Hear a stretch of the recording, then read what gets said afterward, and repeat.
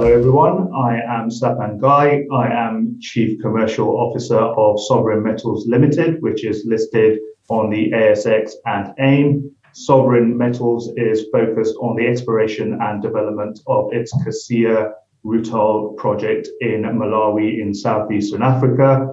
Rutile is the purest natural form of titanium. It's also the highest grade and lowest carbon footprint form of titanium. And in Kasiya, we believe we found what is likely to become the largest rutile deposit in the world. Good to see you, Sapan. Look, we caught up with the company, I think, crikey, last July. So it's been a while. So it might be worth going over a little bit of detail and see what you've been up to since then, and more importantly, what you're going to be doing this year. So why don't you introduce yourself? I mean, what's your relevant background and experience? Yeah, sure. Look, so a bit of background to me. I'm an investment banker by background. I spent my first kind of half of my banking career in a emerging markets, commodities focused role, which basically gave me a lot of insight into M&A and dealings in Africa, specifically with mining projects.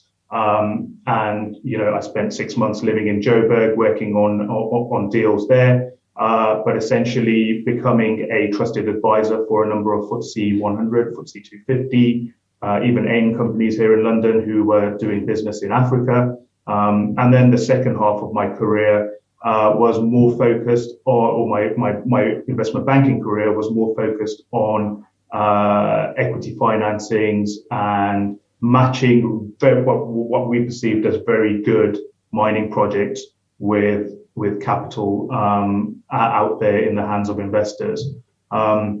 So I think in terms of my background and what I'm bringing here is really, we're focused on Kasiya, which is in Malawi. It's a greenfields project, so it's a matter of getting investors and other third parties and other stakeholders to really understand what we've got in Kasiya. I mean, we internally believe it's really a once in a generation type of find that we found here, and I can get into the details of why we think that is. But essentially, my role sitting in Sovereign is to get the message out there, really, that this is something special. Okay, so remind us, who's on the ground operationally moving this thing forward? Yeah, so look, in terms of team, so we have our CEO, Julian Stevens, who is Perth-based, spends a lot of time in Malawi. In fact, he's spent the last 12 years exploring in Malawi. So in terms of expertise, no one is better. And alongside him, we have our chairman, Ben Stojkovic, who was co-discoverer of the deposit. And I'll get into the background in terms of how we discovered Kasiya a bit serendipitously. And with those guys, we have a whole array of technical guys, chief of which is probably Paul Marcos, who has around 25 years of mineral sands expertise. So really, if there were any gaps within our own knowledge, Paul's there to fill those. Okay, so let's just. So we obviously I think spoke with Julian last July, as he impressive guy. To rutile, right? It's slightly exotic for most investors who are kind of comfortable with precious metals, or even battery metals. Now, rutile is slightly exotic, so we're gonna skip through the what it's used for bit in terms of pigment welding and titanium metals, right? And get into what's going on in the market, because you, like a lot of companies, will come on here and tell me, well, supply demand fundamentals say we're running out of this stuff, so we need to, we will fit into the market beautifully and make up for some of that gap. But what's actually going on in the market in terms of who controls the rutile space? What affects the pricing and the buying, and who are the main users? If you can give us a little bit of background on that'd be useful. Yeah, sure. So look, titanium's mainly, or titanium dioxide is mainly mined in the form of rutile or ilmenite. So you've got You've got ilmenite, which I think a lot of people are more familiar with because there's a lot more of it in the world. So you have a lot more players, even listed in London, that are focused on ilmenite projects. Now, ilmenite is kind of 40 to 60% titanium dioxide, which is the valuable mineral within there, versus rutile, which is 95% plus titanium dioxide. So it's almost there, and that's reflected in the pricing mechanisms of these two minerals. So ilmenite, anywhere between kind of $200 to $400 a ton right now, versus rutile, which is up to $1,400 a ton. In the spot market, we're even seeing rutile being sold at $2,000 a ton. In terms of use, so titanium or titanium dioxide units, in terms of what's supplied to the market, it's about 8 million tons a year into the market, which in itself is worth about $15 billion annually. Now, that in that market, you've got ilmenite, which caters for about 6.5 of those 8 million tons. Rutile only makes up 500,000 tons of that 8 million tons. So it's only a small portion of the market. Now, you're going to ask why that is. And the reason is that most rutile is mined as a byproduct of ilmenite mines. So you have very good economic ilmenite projects around the world that have a small portion of rutile that comes out in some form of a mineral separation plant that's on site, and then that company is able to sell that. In terms of the key people out there right now who are selling rutile into the market, so you've got Iluka Resources, which bought, some of the viewers may remember Sierra Rutile, which was AIM listed, and Iluka bought Sierra Rutile back in 2016. Sierra Rutile is the only real dominant rutile producer in the world. I mean, there's no one else who puts themselves as a rutile producer, and they produce anywhere up to about 150,000 tons of the stuff into the market. And then in terms of byproducts from ilmenite projects, the largest byproducts are probably from Base Resources, another AIM and ASX listed company, which people are probably familiar with. And between Base and Iluka, that's around 35 to even 40% of the rutile market.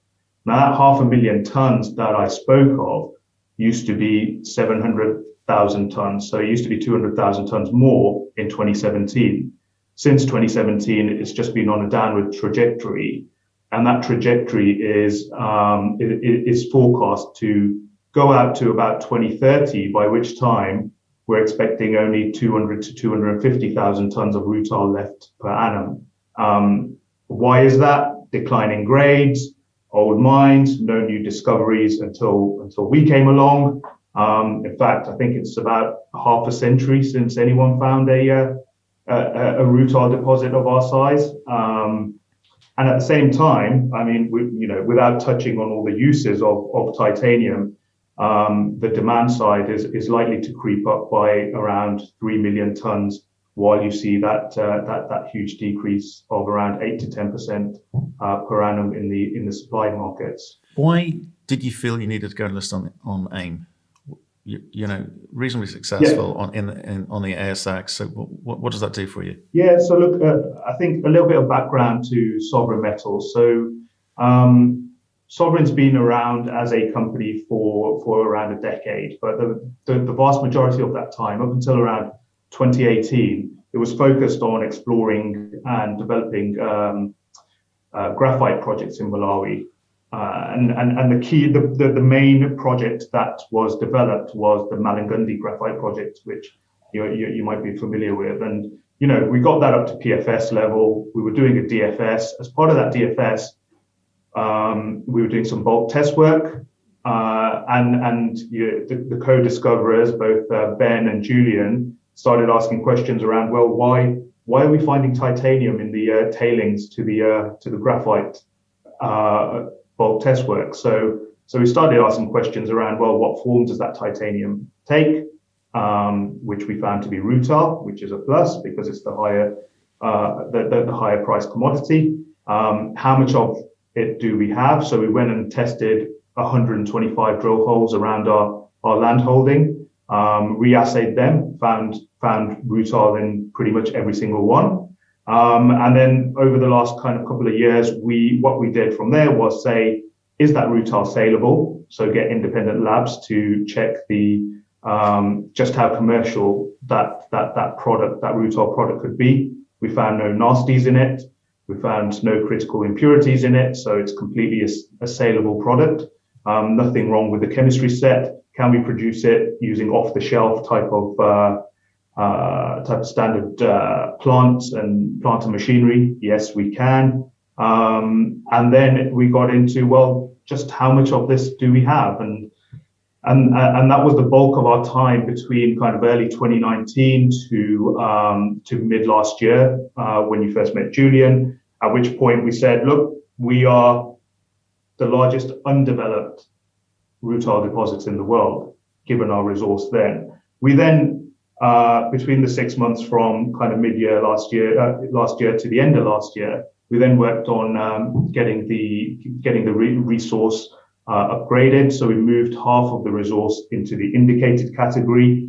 That allowed us to do a scoping study on the resource. Now, look, in terms of the resource, what are we talking? We're talking about 600 million tons of material at around 1% rutile, with, coincident to that, is graphite. So we're getting about just under 6 million tons of rutile with 7.5 million tons of graphite. Very nice. So we did a scoping study by the end of last year. What we saw during all of that time between discovery to scoping, to get back to your question, we saw a migration of the stock from Australian retail into German and UK hands, as well as North American hands, including some North American funds as well, which are on our register. We saw that we started being compared to peers who are listed over here. We understood, back in the day, as I mentioned, Sierra Rutile was here. So we thought, and I guess ultimately there's the risk factors to do with Africa are probably better understood by the London fraternity. So we thought it was a good idea to allow people to invest in us. So we listed our name mid-December, a few days before our scoping study came out. You got there in the end. I wasn't sure where you were going with that answer. Right. So AIM understands Africa a little bit better and gives you a little bit more liquidity over here. Okay. Got it. And I think the comparisons are fair to note as well. I think obviously Base have done quite well following the ASX AIM model. Right. You've also I want to talk about how you're setting this thing up. You've told me a lot about the company and how you got here, and no doubt you'll tell me about remind us continually about the scale of this. And I do want to talk about how you insert yourself into the marketplace, because this is pre-production. You're at whatever 250 million market cap Aussie. You're fairly valued for where you are, aren't you? Well, look, let's get into the numbers, right? So our scoping study said if we were to mine our resource over 25 years, we would be producing around 122,000 tons of rutile. Now, when I'm telling you that we're in a market where we're probably losing about 50,000 tons a year of rutile, and we're moving from 2017, 700,000 tons to 2030, of 200,000 tons, 122,000 tons of rutile isn't going to, ruin or move the supply-demand balance in any huge way, shape, or form. But alongside that, I think, look, so our NPV on our project says that, if we were to do that, if we were to mine for 25 years, we'd have a NPV after tax of around 861 million US. So you look at that and you look at our market cap and you think, are they fairly valued? Maybe. But look, that number is based on a resource which is only 30% of the mineralized zone so far. So it doesn't take someone with a PhD in maths to go, okay, well, if that resource was to increase over a larger portion of that mineralized zone, what could that NPV look like? And look, the other point I want to make is we did that initial scoping study back then with a capex that we felt was bite-sized for a company of our size. It was a capex that would be eminently financeable by a company of our size back then. And the capex was $330 million, which actually gives you a nice NPV to capex multiple of 2.6. That doesn't stop anyone from thinking, well, if you were to throw $1 billion at this project, what could the NPV look like? And that's probably something that we'll start looking at further down the line. Well, see, that this is the bit I want to get into, because I want to understand it, because you're so meaningfully advanced in terms of the scoping studies, etc. And there's some economics around this thing, right? So anything under that, three times is in terms of NPV to capex is good. No problems with that, and the payback's quick as well, so all good. But I'm trying to work out how you set yourself up for this, because I noticed obviously was it Nigel Jones joined the board That's right. I'm more interested about how you're setting yourself up for success in terms of one, the current scoping study is good enough. You don't need to make this thing a Rolls Royce day one. It just needs to get into cash flow. And I think that's what as an investor I'd be looking for, is a kind of proof of concept and route to market, and you can go and build this thing out over subsequently to its full potential. But it's how do you do that? So when do the money conversations start? Is that why you're hiring sort of big blue chip names to the board? I mean, what's the process that you're following there? What are you thinking you're trying to set up? Yeah, look, it's having done this type of thing for the best part of around 20 years. It's way too early to start thinking about what the financing of a project would look like. But you're right, we are positioning ourselves that when that point comes, that we're in the best position possible. And part of that is getting MOUs signed with key off-takers. So we announced an MOU with Hascore International, which is a key processor, distributor, trader in the welding markets. And as you well know, Rutile is used in the welding industry as a form of flux. Hascore has been buying Rutile from other major producers for the last 15 odd years. So to have them come in and say, we'd like 25,000 tons of your 122,000 tons that you're going to produce, it is a great plus for us. The other thing is, obviously, someone like Hascore doesn't come to the table unless they've done enough DD on the product.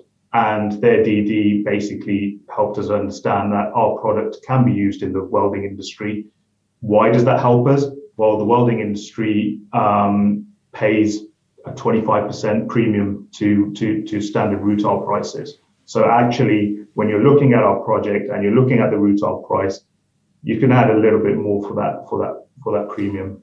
But where because that's what the other thing I want to say. I want to see contracts, MOUs, depending on the wording, right? The wording on that contract, on that MOU, you talk about potential and contemplates, and there's nothing firm in that. So how long will it take for you to kind of firm up on things like what do they need to see from you, and what will others need to see from you before you get like firmer commitments than just MOUs, right?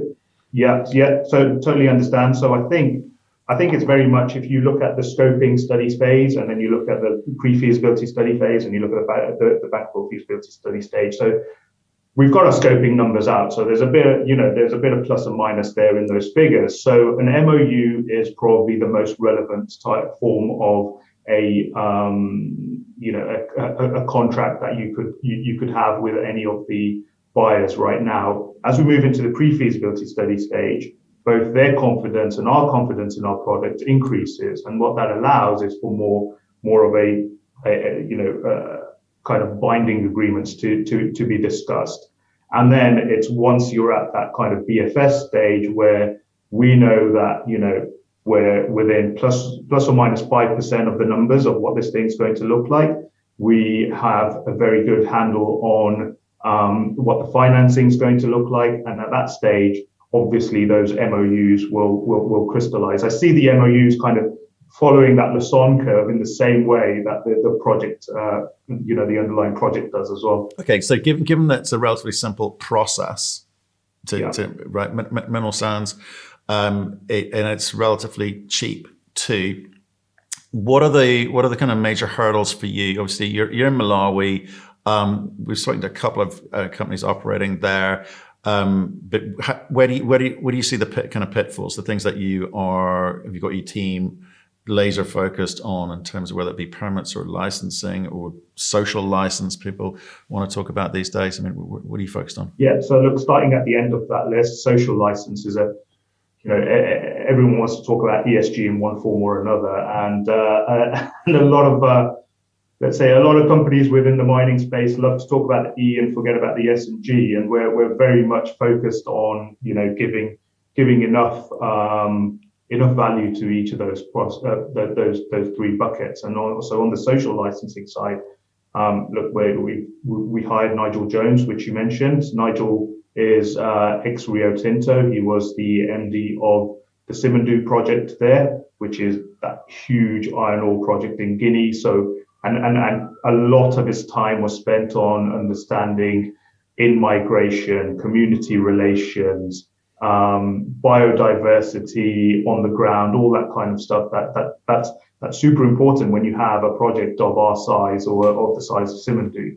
I mean, look, our mineralized zone today is about 1.5 times the size of the city of Manchester. So it's not a small project by any means, right? So it's very important that we understand those community relations. It's very important that we have social license to do that. On all the other points around doing work in Malawi, look, the infrastructure is all there for us to be able to get our product out and onto vessel.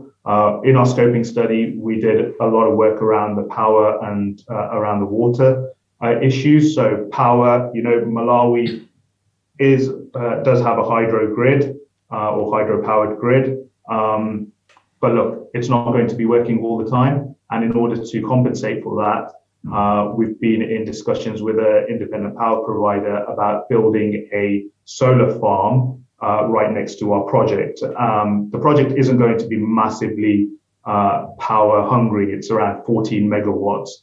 And the independent power provider who we're talking to has already built a 60 megawatt and a 20 megawatt solar farm in Malawi that are both commissioning right now. So it's we're not paving new roads. It's something that's already been done. So that's the power side. On the water side, look, we're very lucky in the form that Malawi has a rainy season. During that rainy season, we're able to essentially gather that water in a dam that we will build on site as well. And that water, we've done a lot of work around recycling the water within almost a closed loop. So the same water goes around, and if we need a bit of a top up, there's more than enough water around Malawi. Brilliant. Okay, that's literally where I was going, because I think the E bit, as I say, is important in that sense. So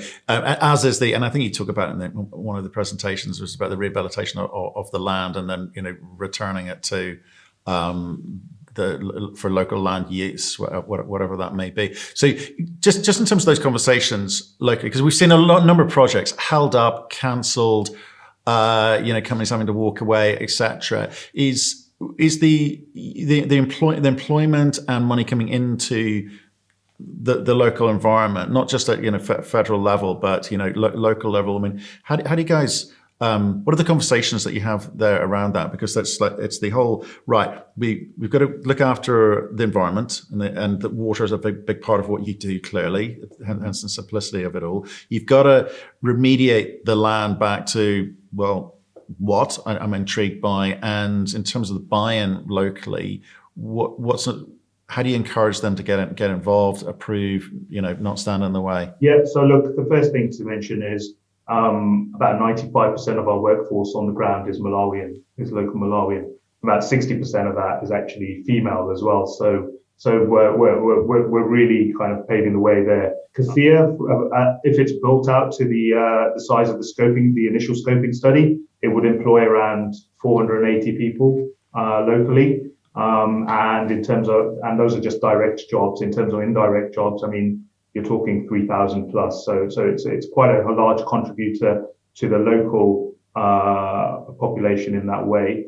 More at the federal level, all the numbers we give are always after tax, and that tax in terms of Malawi, we've currently got at 30% is the going corporation tax rate. There's also a 5% Malawian royalty within there as well. So there's plenty of fat there for Malawian fiscal returns for building this project.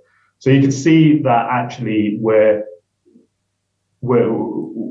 at this stage now where there could be a quantum shift in Malawian economics just based on Kasiya, the size of Kasiya, and if it was to be built out to something even bigger than what we're perceiving. Right, so it's a very, very well established rule of law and mining code there. Again, it's something more and more people do want to talk about ESG all the time, and they sit on different sides of the fence, and that's fine. But with regards to actually the ability to do business in Africa, it's something that we've been trying to help people understand that it's like mining anywhere else. So you don't expect changes to taxation or mining law or etc. It has so far been a reasonable ride for you guys, or is there a little bit of pushback? Look, so Malawi is a member of the Commonwealth. It has very good relations with the UK and other developed nations, Western nations, but it is a poor country, and around 40% of its GDP comes from global aid. So there's more than enough impetus from the grassroots level as well as the top level to ensure that foreign direct investment into building jobs, building real infrastructure, building real businesses in Malawi happens. And obviously Malawi understands that with other nations in Africa, mining is one of those key industries that it needs to focus on. So actually our chairman calls it Africa 101 because it's so simple to do business there. I mean, we've, as a company, we've been there for 12 years and not had any issues, whether that's licenses or, getting new licenses or anything like that. So we're pretty happy that we're in Malawi of all places. That's okay. For sure. Okay. Also, I just want to kind of finish off because in terms we've been talking for a while now. You talk about lower carbon footprint alternative. I mean, again, as part of this kind of ESG, carbon neutral, etc. conversations, which are all in vogue at the moment. You put a case forward that you are obviously a much lower carbon footprint alternative to the synthetic rutile industry. So do you want to give us your view on that? Yeah, sure. So we just recently announced the results of a independent study on the carbon footprint of mining Kasiya natural rutile, the way we've outlined in the scoping study. So last year we had already done a piece of work which said, if you were to take a ton of natural rutile and use that within the pigment production process, how much carbon emissions or greenhouse gas emissions are you offsetting vis-a-vis what is mainly used now or currently used now, which is upgraded ilmenite alternative feedstock in the form of synthetic rutile or titania slag, which are both produced from ilmenite using very energy intensive, carbon intensive processes. And what that study said was, well, you save around 2.8 tons of carbon dioxide emissions for every ton of natural rutile you use. So we took that step further, having established the initial scoping study, and we asked the same consultancy, right, okay, so if you were to mine our natural rutile, get it out of Kasiya onto a vessel, and it was to go to a pigment production plant in Europe, for example, versus those two other alternatives of synthetic rutile and titanium slag, what is the carbon offset? And we found that that carbon offset is 3 tons plus of carbon dioxide emissions. Now, on a per ton basis, what does that mean to the layperson? How much is 3 tons of carbon dioxide? Well, a car emits around 1.5 tons of carbon dioxide per year. So you can quite quickly see, when we're talking about mining thousands of tons of rutile for multiple decades, how impactful that could be over time in terms of the CO2 emissions saved from using natural rutile over those alternative feedstocks. Yes, it's kind of interesting, but it's also a necessary part of the narrative these days, because if you're going to go and raise money, funds are looking at these sorts of numbers, and they need to believe them, and it also makes your money cheaper when they do offer you the capital. It seems to be the story coming back from a lot of companies we're talking to at the moment. So your cash position at the moment, whatever you are, right, about 3 million Aussie. So you're going to have to dip back into the market this year, aren't you? Well, look, so we've got 3 million Aussie. We've got around $4.5 million of options that are currently in the money, and they expire in a few weeks. So we're hoping, as long as the share price doesn't do anything funny, and the macros stay as they are, or hopefully get better, that money will come in. If not, we know there's enough appetite out there in the market for our paper. So in terms of getting to where we need to get to, I think that if we can't do it with that option money, we'll get there with other money. Yeah, for sure. Okay, and then I think my observation of the conversation from last year was super team, super asset, but not so good on the marketing, right? Which is one of the legs of the stool that you kind of need. So what are you going to be able to do this year in terms of regularity of talking to the marketplace and the sorts of things that you're going to be talking to the marketplace about? Because it's one of these, like I said, a bit more exotic commodities that people struggle to perhaps understand, that they use in their everyday life, in terms of the pigmentation component, certainly.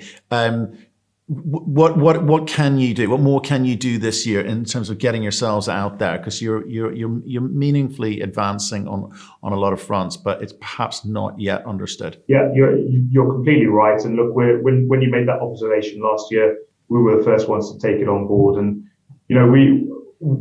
we have been a team. We're a prudent team. Where if we're not geologists or engineers, we're chartered accountants by background. So everyone's quite prudent, wants to have the correct answer before we start shouting about it. And that was pretty much the kind of culture that we had, or still have, within the team. But I think you'll find, since we've listed on AIM and since we've got the scoping study out, we're a lot happier to talk about ourselves. And we've moved from having an RNS out maybe, or an announcement out maybe once a month, to, if you look on our website now, or you follow us on Twitter, you'll see we almost have in fact, I think we do have an RNS out once a week, and they're all pretty material announcements to do with drill results, to do with the carbon footprint analysis, to do with the MOUs that we're signing. So they're all, they're not gap fillers. They're the real quantum movements in the company towards getting to a point where we're happy with, we're happy enough to say the market has enough information to value us the way we want them to value us. And alongside that, obviously, we are doing as much PR work as a small team can. So lots of interviews with people like yourselves, podcasts, webinars are all out there if you Google us, or if you follow us on Twitter, you'll definitely get a handle of the company. Sapan, appreciate your time today. Thanks for the run through and the update. Stay in touch. Let us know how you get on. Okay. Will do, Matthew. Thank you.